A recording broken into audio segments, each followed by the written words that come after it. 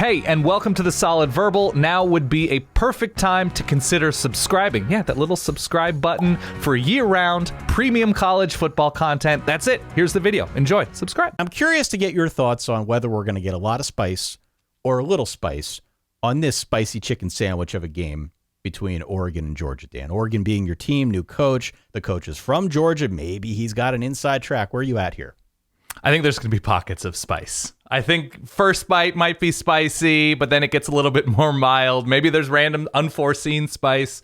So where I'm at with this is essentially the pressure is all on Georgia. Pressure! And I really do think all Oregon needs to do in this game to acquit themselves is just be competitive. They can lose this game by 10, 14 points or whatever, but if they look like there is a vision, if there's an identity, it's a win. Now, you don't play, this is not a moral victory sport, and I understand that, but Georgia is much further along in their process as a national power than Oregon is in Dan Lanning's first game. The story for Oregon is Bo Nix behind a good offensive line with good offensive skill talent. The roster of offensive skill players for Oregon is deeper than it's been in quite some time, and the front seven for the defense should be very good. Georgia good? No, sir. No, sir, it is not. Georgia good. I like that. Yeah. So there is interesting talent. Like Brandon Dorlus is very, very good and should be a higher round NFL draft pick. And they're pretty deep on the defensive line. They've got two, we haven't really seen Justin Flo play any meaningful snaps, but he was a 5-star and he's playing next to Noah Sewell. There are pieces in the secondary, but no, they don't have the depth of an elite national team. Not yet. I hope that they get there. And it's just Bo Nix. Do we get 60-40, 70-30, 80-20? What ratio of Bo Nix, who has played Georgia, who has played top-flight SEC defenses before, and mostly not succeeded on any sort of impressive level, what is the version of him we get, the presumed starter at quarterback? And if it's Ty Thompson, it's Ty Thompson, and then that's a whole different thing. From Georgia's side, it's replacing the guys that they replaced with a lot of guys with a lot of experience on defense. It's Stetson Bennett.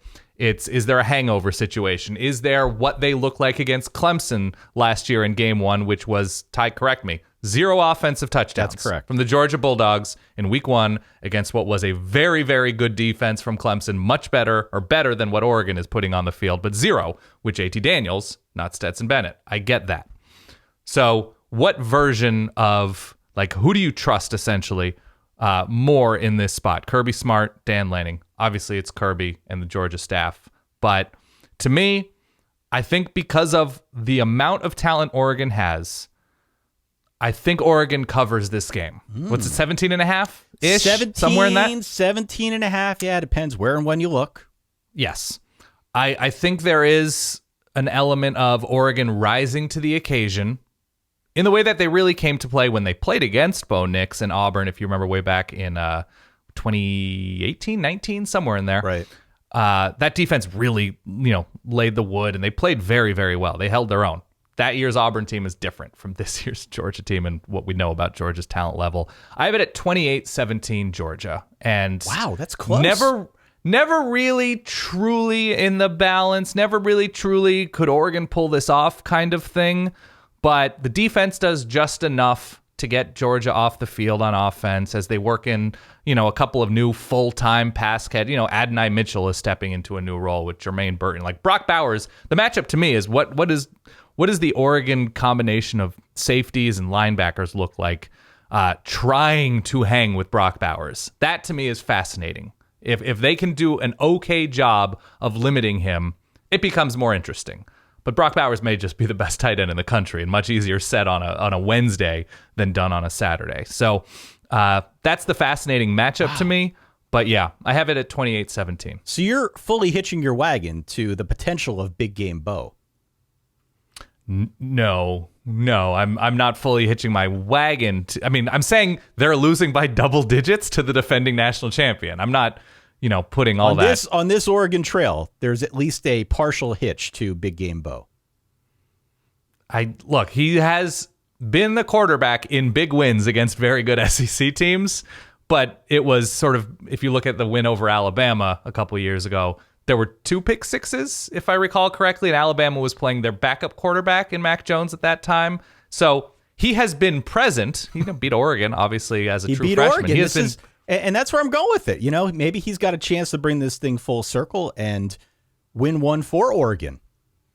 Opposed to it's over absolutely, Oregon. It's on the table. The narrative is on the table. I am fascinated to see the guys, Keely Ringo and Jalen Carter. There's talent all over this friggin' field on defense for Georgia.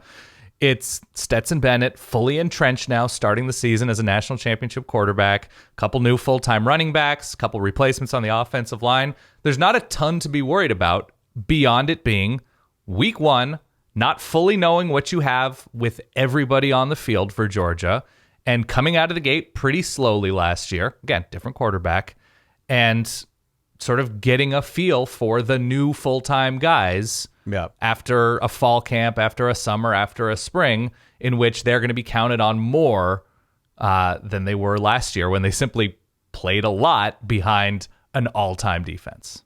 Well, look, this game to me has a high potential snooze factor because there is a universe in which Oregon gets blown out. Totally.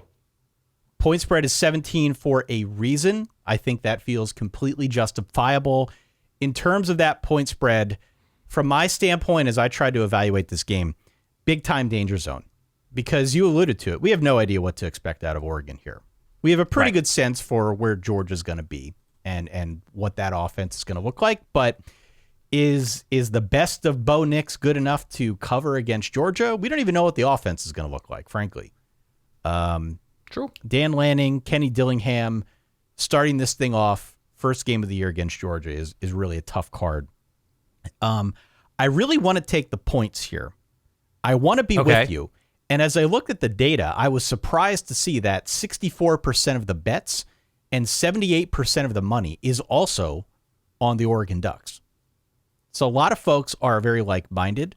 Right. I have trouble subscribing to that train of thinking. I want to believe in Bo Nix more than I could muster up the courage to do so. So, kind of in the spirit of my Nebraska lock last week, or at least the lessons learned from the Nebraska lock, I'm just going to go ahead and board the Underthink Express here. I'm going to go with the better quarterback. I'm going to go with the better defense. I'm going to take Georgia to win basically a home game and cover a very large point spread. Is there a part of you now? Georgia down. I mean, look, it was Jermaine Burton, I think, was their leading wide receiver behind Brock Bowers. He's off to Alabama. Is there a part of you that says, if we are kind of right about both of these teams, that Georgia's the no-brainer in week 5 to cover this spread, but in week 1, where nobody will be healthier, generally speaking, and deeper than they are in week 1? So Oregon's ability to rely on a bunch of different guys, because the big advantage with these elite squads is they can weather injuries, that their 2s and 3s are better than everybody else's 2s and 3s.